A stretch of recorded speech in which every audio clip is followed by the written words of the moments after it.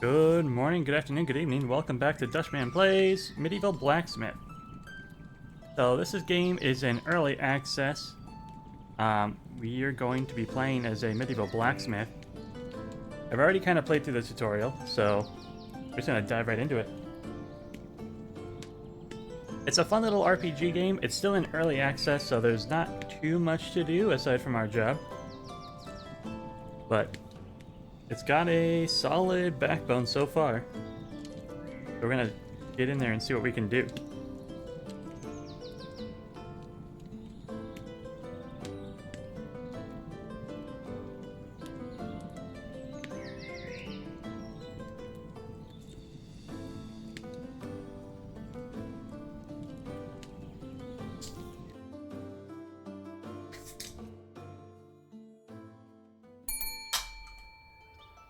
So here we are, just starting off our day. Customer is showing up to our shop, perhaps for a special order. See what he's like. Good day to you, blacksmith. My name is Northian Blacksmith. I'm a hunter. My name is Northian Blacksmith, and I'm a hunter, and I'm here to make you an offer. What do you got? While walking in the northern forest yesterday, I saw a pack of white wolves.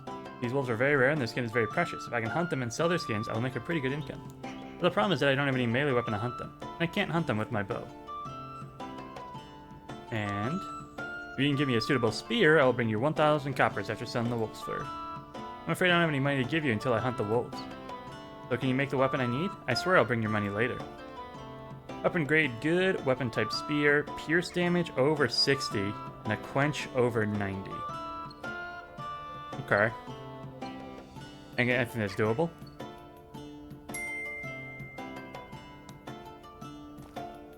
So here's our weapon design desk. I've never made a spear yet, but basically, up here it's going to tell you your stats, the type of weapon you have, your cut rate, your pierce rate, guard, speed, durability, so on and so forth. You can select the type of ore you want to use, the type of wood for the handle. We only have river nut at the moment. The fuller is the shape of the metal. So this type of fuller, let me actually put a couple blade segments in there. This has a single channel down the middle where the blood would pour through. A little bit gruesome, but that's just how swords are designed. You can have a double channel, and all of these are viable. Some of them are better at certain things than others. For example, hollow ground gives you more piercing, but it's going to be a little bit more fragile on these edges here. For a spear, I don't know anything about spear types. I also don't know anything about swords, so we're just, winging it. Any weapon you make has to have a certain amount of each of these parts. So even though this is a spear, it does need to have a pommel. Although I don't think it's going to do much for it. Handle, you can just add in a bunch of pieces here. Let me actually start with one of those. Oh, you gotta end with one of those.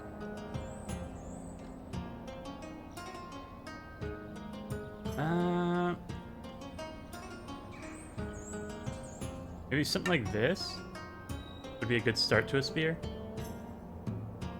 And you just put in a bunch of solid wood segments. Now I saw this trick online. If you add enough handle segments, it's going to ask you if you want to just convert it to a spear. Your hilt size is too big, which means you're about to make a spear design, but your hilt includes some curved shapes. Since you can't carve them in lathe, a spear design can't have curved handle parts. You want to convert your hilt design to a spear handle. Yes. Okay. So we're up to War Spike, half spear. I think we need to get a full spear. And there we go. Now from here, I think it does still need a guard. Maybe something sharp and fancy. Let's go for this guy.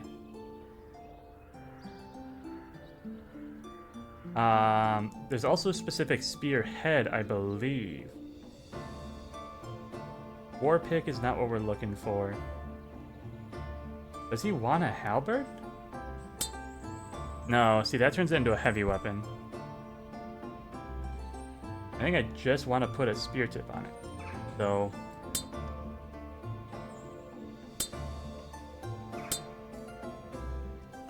You need enough blade segments to fill up the bar. We're still in spear range.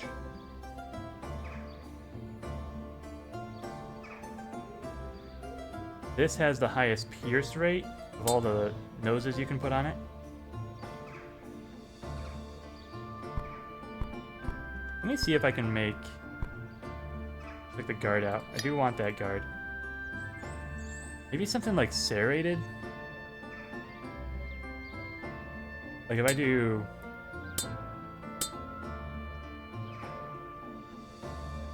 things like that. It looks goofy, but that's technically like a serrated spearhead.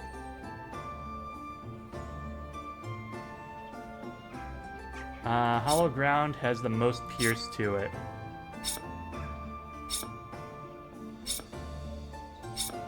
Yeah, so we'll leave it like that. We have a good pierce rate bonus. We got a nice long handle. The point of balance is minus 44 centimeters.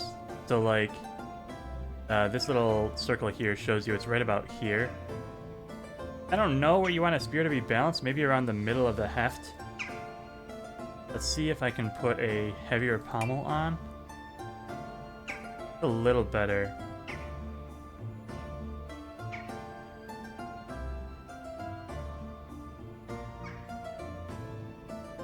I don't know if I have anything heavier than it, honestly. 133 is the toughest I got. Okay. Well, that's our spear. That's well designed. It satisfies all the requirements. We have a piercing of over 60. We're going to make it good by crafting well. What else did he want? A quenching of over 90. That's set right here. We're going to quench it in clear water. I think we're good to go. So we set the recipe, and we come out back to our blacksmithing area. First, we're going to shape the mold. That's going to make our pommel, our guard, and our actual tip. This has 0.07 liters of solid iron ore. I'm going to add a little bit more to that.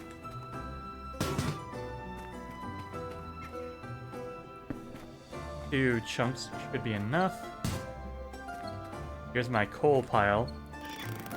So we lift up the lid. There is no coal in here, no coal over here.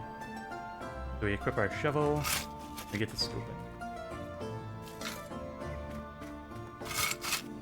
I also want to try something else today, so I'm going to put a good helping of coal in.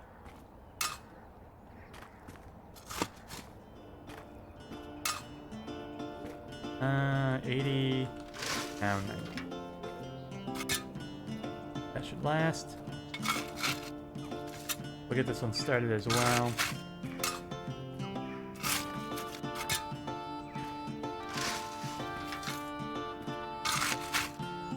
Because we are going to have to quench it, and you want this little stove here ready to go. Even though this bucket is ice cold, we still need to use our tools to lift it. We're going to go ahead and close it up. Now we're going to pump the bellows to increase the heat on the furnace. Up to 700 degrees. 1000. 1400. Just pump it until max. At 2K. Alright, so that's going to hold this heat nice and well. The iron is going to melt in the bucket. And on the left there, you can see that flashing yellow-orange icon. That tells us that our ore is ready. It's melted into a liquid. Take it over to our mold.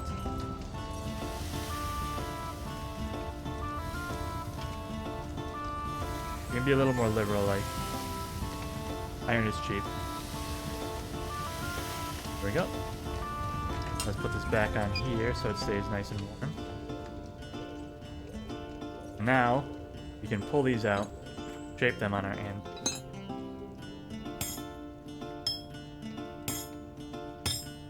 These charge shifts are doing about 5% per.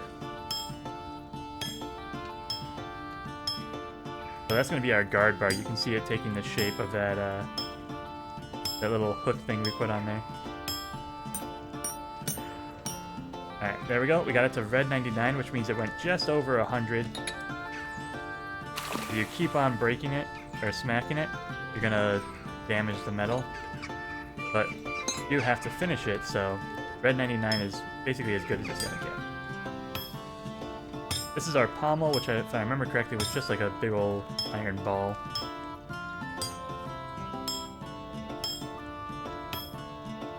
Oh, looks like we went with a spike ball, actually.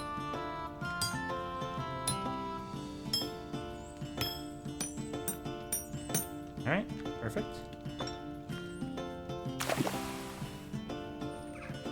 Cool it off in the water there. Alright, now this one is where the magic happens. So first we have to shape the ingot into the actual shape of the spearhead. We're gonna knock this all the way up to 100. Then each individual part has its own shaping to it.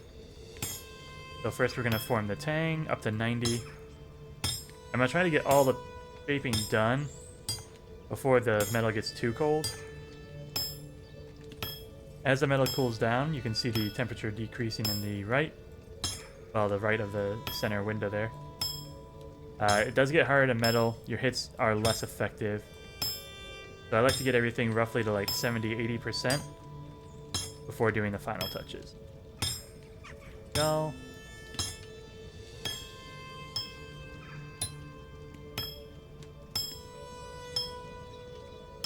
Alright. I'm gonna go back and just kind of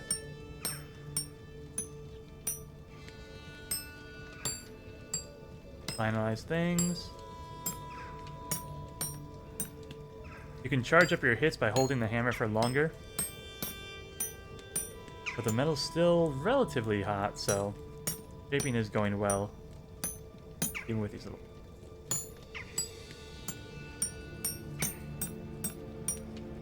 And there's 99. And over here. Perfect. That's about as good as I can get. I'm going to put it back into the fire to reheat it. Use the bellows to bring us to a full 750. Because for the quenching, you want your metal to be at as hot as it can get. And then we're going to dunk it in this barrel real quick. And that's going to give it what's called a quench. So, dunk it quick. 99. That's pretty good. You can finish the rest of it in the trough. If you quench it for too long, it'll like actually weaken the metal. Now that we got all the pieces finished, we're going to bring them to our assembly table. Well, the metal pieces anyways. There's one more thing we still have to get.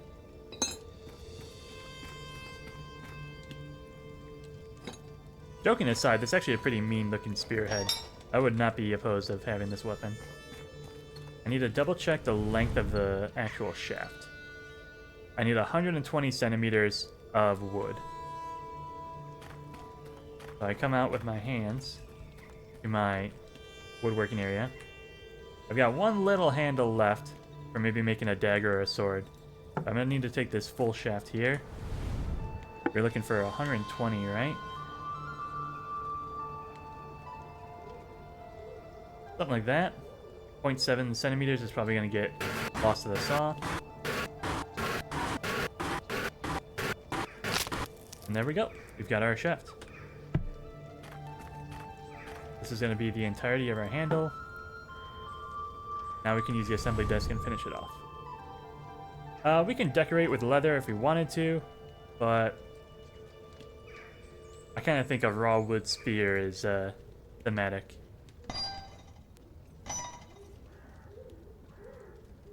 We're going to assemble it piece by piece. First, we're going to put on the guard.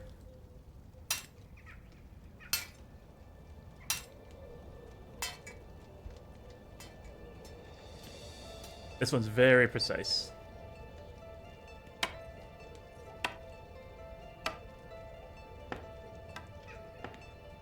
That just that little tap put it all the way to 97. Oh, there we go. And that's our spear. We're gonna go ahead and sharpen the head for the guy. Otherwise, our job is done.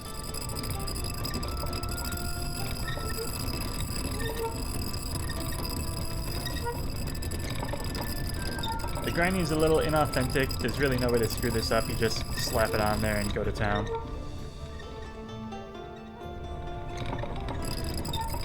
But honestly, if there was a way to screw this up, I don't know if I'd enjoy it as much. There we go. You can see in the upper left, we're perfectly sharpened now. I can press R to examine it. Nice sturdy spear. Apparently for hunting wolves. This is a masterwork spear. All of our ore quality was very good. Our crafting quality was damn near perfect. Assembly was almost perfect. Quenching was almost perfect. Sharpening was almost perfect. Overall quality somehow goes to 84. I don't understand that at all, but... I'll call this Wolfbane. And unfortunately it's a special order, so we're actually not going to get any money for this right away.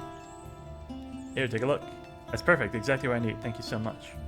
Glad you like it. Alright, gotta go before the wolves leave, you know? I'll bring your money back as promised. Thank you again. I hope he wasn't lying to me. That's not how you hold a spear, sir. What do you... Oh, gosh.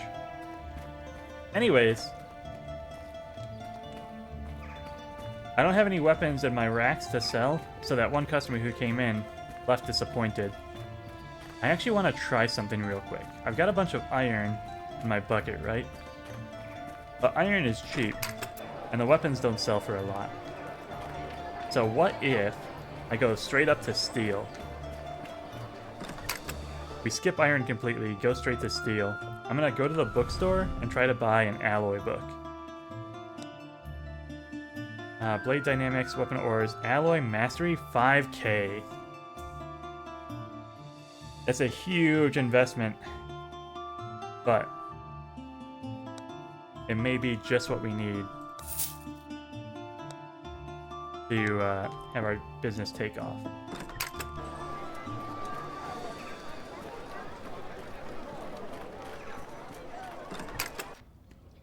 And you know, who wants an iron dagger when you can have a steel sword, right? Your books appear on your bookshelves here. Let's take a look at Alloy Mastery real quick. Have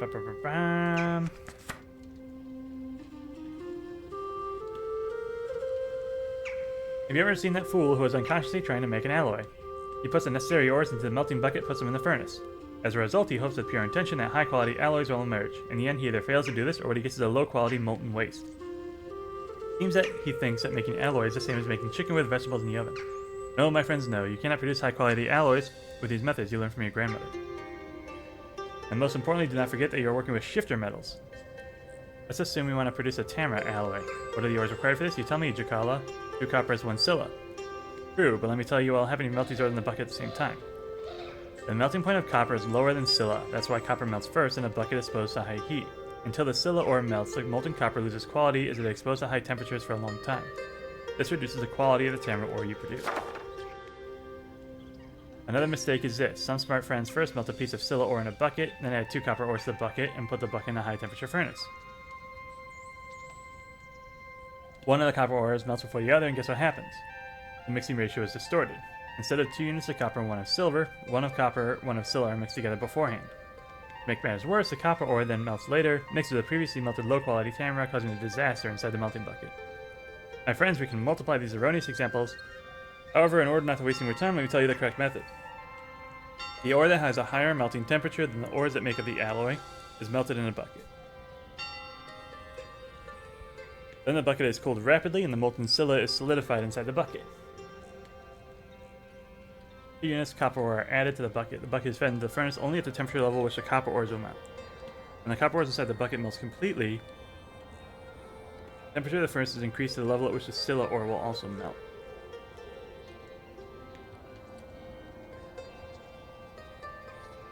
Oh, this is hard. Thus, molten scylla ore and molten copper ore are mixed together simultaneously and in the correct proportions in a high-quality Tamra alloy. Well, that didn't tell me anything about making steel.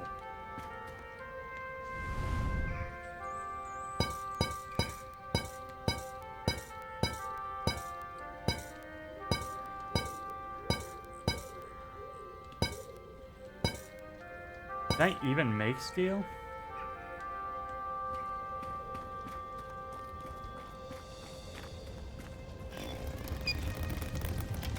My idea for making steel is iron and coal. Let me try and put...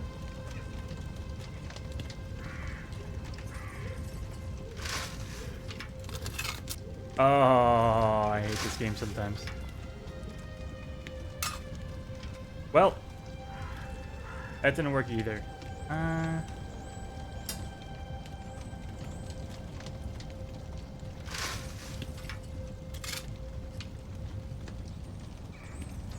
Don't look, chat. Don't look at me. Farm.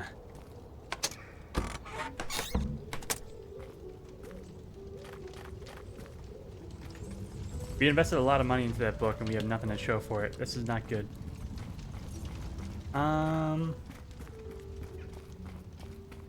And we just need to make weapons, right? Just get back to it.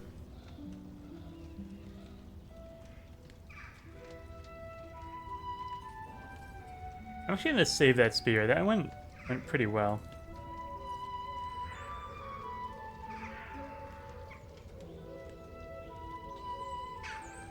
I'm gonna reset the entire design. I'm just gonna make a simple dagger. We're gonna try and make as many weapons as possible, as quickly as possible. So, pommel. Handle. We want a piercing guard for a dagger, I think.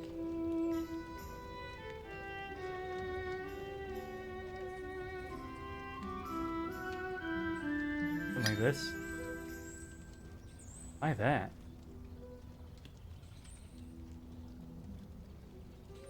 Well, maybe we make a parrying dagger.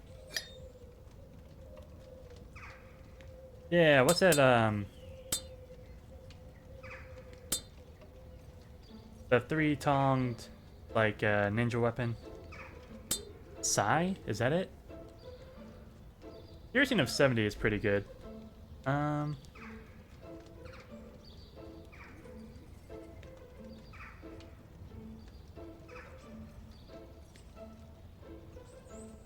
Yeah, there's all sorts of different blade, like, shapes you can put in there.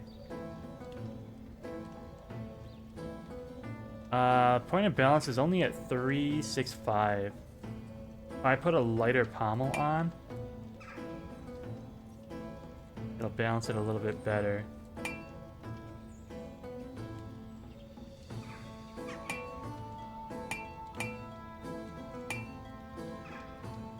It's like the best I can do. If I had another blade segment...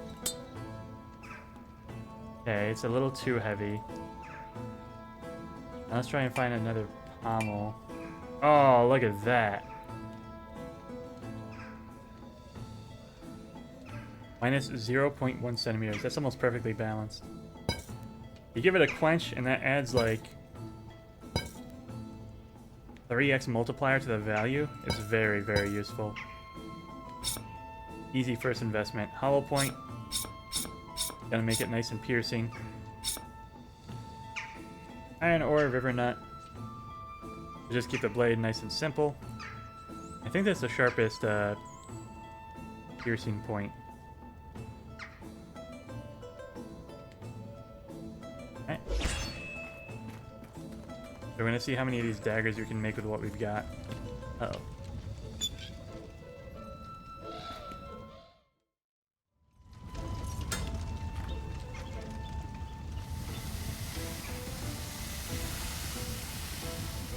We're out of metal. Hey.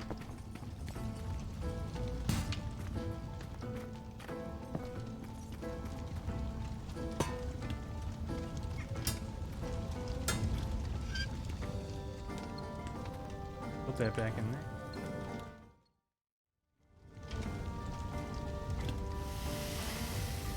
All right.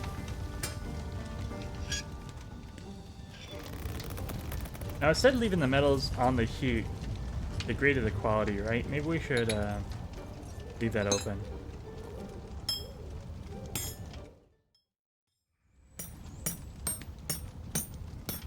Right? I have an idea.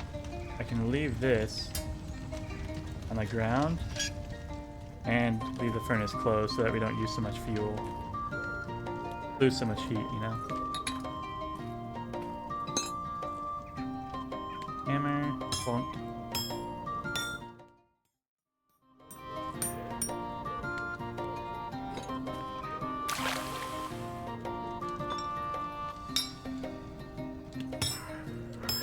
This is going to be a pretty boring dagger. There's nothing fancy about it. All straight metal pieces. Silo. The name is familiar. I think I served this customer yesterday. The game gives you a lot of freedom with the kind of weapons you want to make. For example, if you want to make a sword that's got like a nice wavy snake pattern to it, you can. But you have to balance the usefulness of the weapon with the design choices you make. Now we're going to make our way backwards. Hammering out those last little details. Oopsies, that was too far.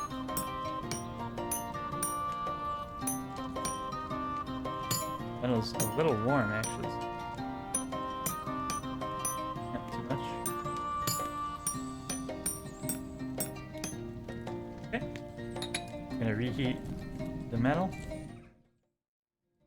With any luck, Silo will be looking for a well-made iron dagger. Jeez. We'll just be able to give it to him. There we go, 99. Easy clap. What?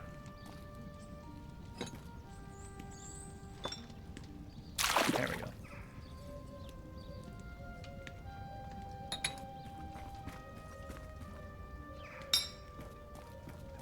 Move our pieces to assembly.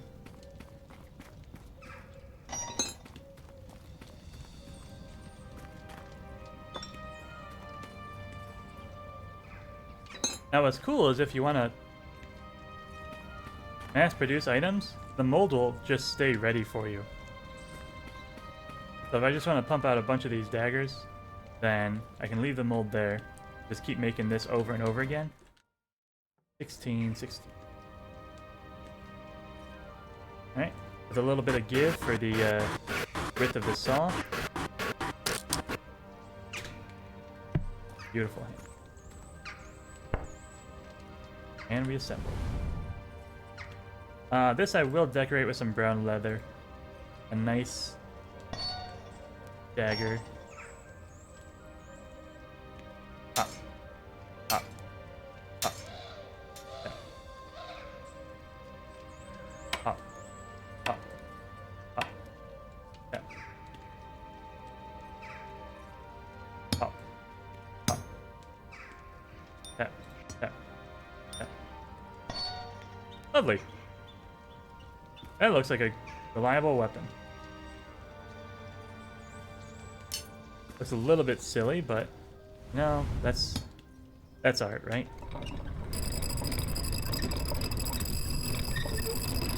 Gonna sharpen off the shiny bits. That's not a bad weapon if I say so myself. Whew. Careful with that edge. Might cut yourself. What? Oh no. Oh, the ore was awful on that. Because I had to mix the new ore with the old ore, I think. Oh, Lord. Well.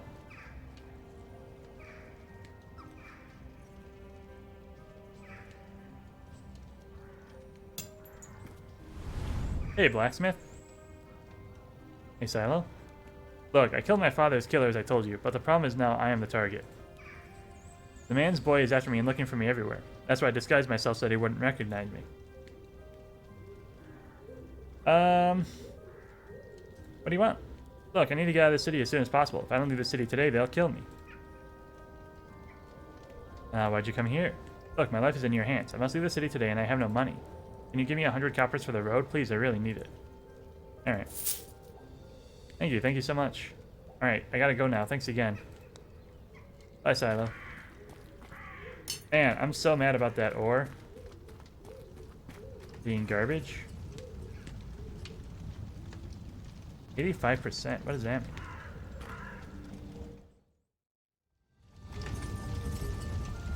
Quality's going down as it's cooling. What if I heat it all the way to 2000? So that was hot enough to melt it.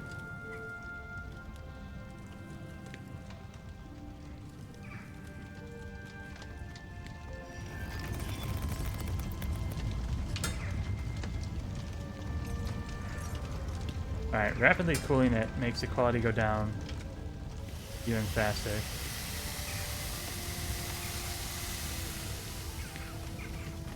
I'm just gonna dump the rest of it.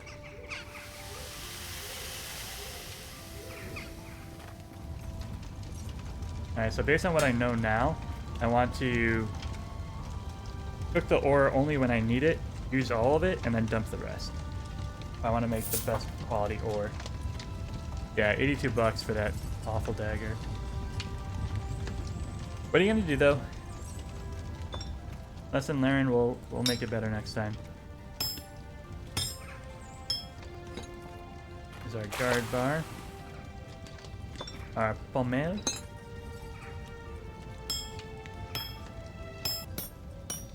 Perfect.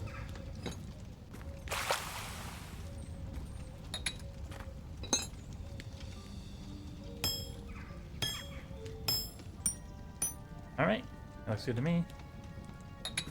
We're gonna bring it back over to here to heat it up. And then we're gonna quench it.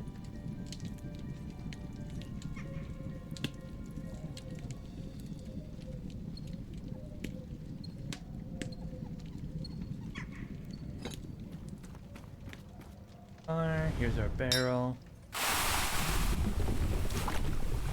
There we go. 98%. It's a pretty good quench. Could be better, could be worse.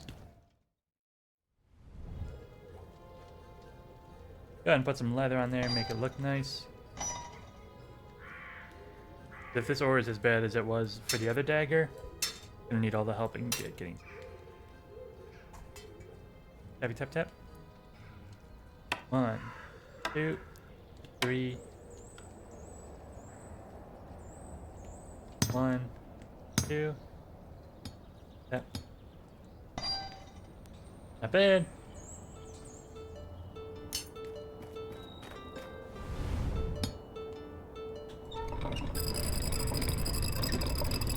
What I can also do, I can keep on smithing through the night so that tomorrow I can go and pick up some ore first thing. And people will have daggers to buy while I'm out. Alright, let's see how this did. See, this made it to rare. Because I didn't mix the ores, the ore quality, while it was low, only 82%, was consistent. And that worked out in our favor. We don't need to name it anything fancy. This is just a dagger. I will increase the price on this to something like that. There's a 33% chance to sell, but if it's just going to sit on the shelf and wait until someone buys it, then that's not going to hurt us. Very nice. Done here. Check the stats. That's a masterwork blade. Overall quality 82% hurts, but just don't know what else we could upcharge a little bit because it's actually a decent weapon. I'm happy with that. Alright, well, tomorrow's another day. So yeah, that's going to be it for this episode of Medieval Blacksmith. Thanks everyone for watching. I hope you enjoyed. If you did, please click the like and subscribe button. It really helps small channels like this one grow and reach a wider audience. And I hope you have a good morning, good afternoon, or good evening. Goodbye.